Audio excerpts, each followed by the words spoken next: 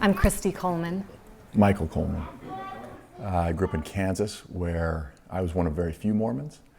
And very quickly, especially in high school, as soon as you start going to parties and say, no, I don't drink, why is the next question. And so then it goes right into the whole, your faith and why not. And so for me, it's not uncomfortable to talk about it. I think for some people it certainly is. I think for maybe a broader, I can't speak for the average Mormon, but I think certainly for some people who lived in Utah who haven't had that kind of questioning, I think, at least in their social circles, it may be a little bit more challenging and uncomfortable.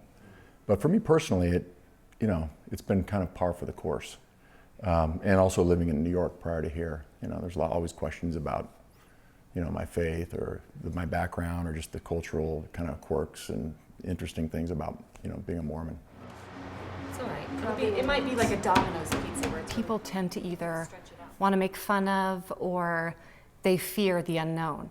And there is a lot unknown about the LDS Church. Some of it is because we keep certain things sacred, not necessarily secret, but more sacred, and we just don't feel comfortable talking about those things. But I think there hasn't been a lot of opportunity to, I guess, share and really clarify the foundations, the fundamental principles of what we believe in, because they're really generic, principle-centered concepts that I think most people would agree with and think are, foster a better community and family life.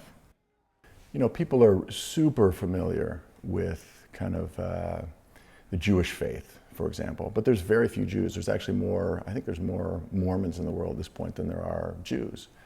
But to kind of hear about them in popular culture and movies and literature, doesn't feel strange or unique, and to get to that point where people can talk about Mormons, understand Mormons, and have it be really part of that fabric of the American culture, I think is a good thing. And we kind of have to cross this kind of chasm, this moment, till we get to the point where, oh, okay, I know the Mormons. And then there won't be so many questions. And there won't be, I think it's part of the growing pains of being a somewhat younger, well, certainly younger than Judaism, but a younger faith.